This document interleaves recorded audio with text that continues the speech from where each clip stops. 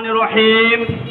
আন্তর্জাতিক শ্রমিক দিবস উপলক্ষে সীতাকুণ্ড শ্রমিক কল্যাণ ফেডারেশনের উদ্যোগে বিশাল র্যালি এবং শ্রমিক সমাবেশের সম্মানিত প্রধান অতিথি, প্রধান বক্তা, বিশেষ অতিথি, সম্মানিত শ্রমিক জনতা, সম্মানিত সীতাকুণ্ড বাজারের সর্বস্তরের ব্যবসায়ী জনতা, আসসালামু আলাইকুম ওয়া রাহমাতুল্লাহি ওয়া বারাকাতুহু।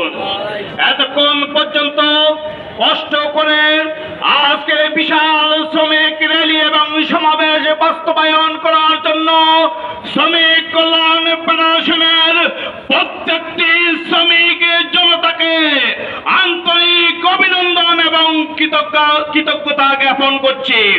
সংগ্রামী উপস্থিতি, আমরা আজকে সমাবেশ থেকে বলতে চাই, আমাদের শ্রমিকদের জন্য নিরাপদ কর্মস্থল ব্যবস্থা করতে হবে। আমার কোন শ্রমিক কর্মস্থলে আহত হলে তার চিকিৎসার ব্যয়ভার মালিক পক্ষকে গ্রহণ করতে হবে। কোন শ্রমিক কর্মস্থলে নিহত হলে তার পরিবারের দায়িত্ব কারখানার মালিককে গ্রহণ করতে হবে।